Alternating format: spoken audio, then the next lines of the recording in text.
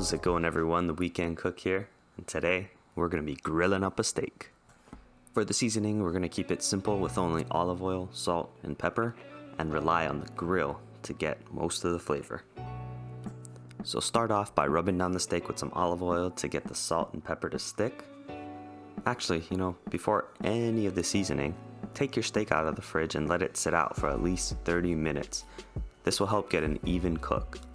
If you don't do this, the middle will stay cold while the outside cooks. Then, when you're ready to start cooking, pat down the steak with a paper towel and start the seasoning. Make sure you season generously, especially if you have a thick piece like this. Get both sides of the steak and don't forget the sides.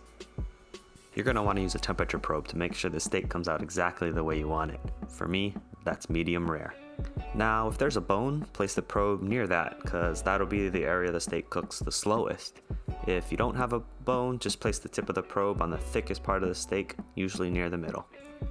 I'll take the steak to 125 degrees Fahrenheit before I start to sear them, and then they'll come out perfectly medium rare at around 130 after the sear.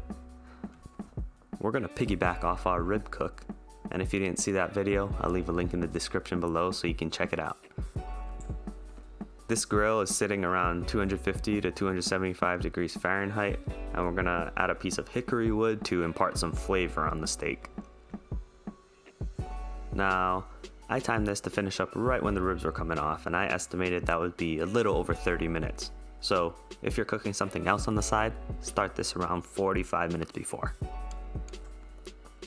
We'll place the steak furthest from the coals to cook in the indirect heat of the grill. Close it up and let it go. After your steak hits 125 degrees Fahrenheit, take out your probe and you're ready to sear. Pile up the remaining coals to create a nice hot spot on your grill, and when it's ready, you should hear this.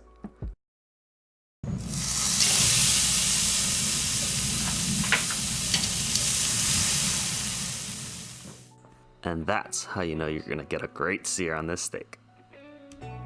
You can let this go for about 2 to 3 minutes on each side, or until you get a beautiful crust. And after I flip it and let it sear for a minute on the other side, I add butter to melt over the top of the steak. But watch out for those flames. You don't want to burn the steak, so if there is a lot of flames coming up and hitting your steak directly, just rotate the grill, or you can move the steak away for a couple of seconds.